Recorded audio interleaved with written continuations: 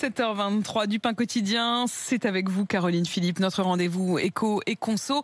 Les mégots qui traînent par terre dans les rues, sur les plages, dans les parcs, eh bien les collectivités font au mieux pour les collecter et désormais, Caroline, ce sont les fabricants de cigarettes qui vont être mis à contribution. Oui, pollueur, payeur, vous connaissez forcément ce principe. C'est lui qui oriente la loi pour l'économie circulaire, la loi Poirson qui a été adoptée il y a un an.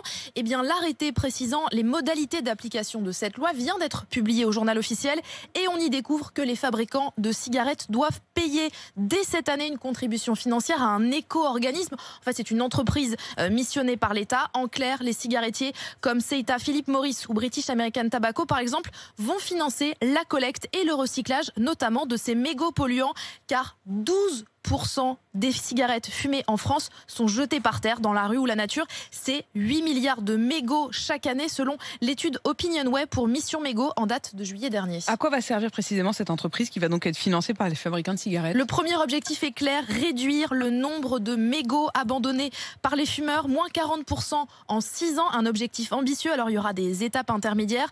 Concrètement, cela implique de multiplier les points de collecte dans les gares par exemple, de distribuer des cendriers gratuits, des cendriers de poche chez le buraliste ou encore d'organiser des campagnes de sensibilisation aux conséquences de ces mégots sur l'environnement, car il faut en moyenne 12 ans pour qu'un mégot se dégrade dans la nature. Et puis la deuxième grande obligation, elle est financière. Oui, cette entreprise participera au coût de ramassage des mégots abandonnés par les collectivités locales. Cette contribution sera indexée à un barème établi en fonction du nombre d'habitants de la commune. Par exemple, pour les villes de 50 000 habitants, ce sera 2 € par personne et par an.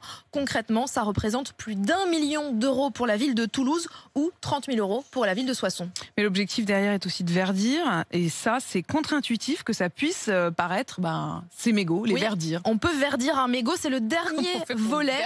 Eh bien, mégot cette entreprise devra par exemple soutenir des projets de recherche et de développement. Donc, c'est des projets à plus long terme qui travaillent par exemple sur des solutions innovantes de collecte ou encore de recyclage de ces mégots en matériaux qui évidemment ne présenteront pas de risque pour la santé et l'environnement. Cela peut passer par exemple par des filtres éco-conçus avec moins de plastique, donc moins nocifs pour la nature.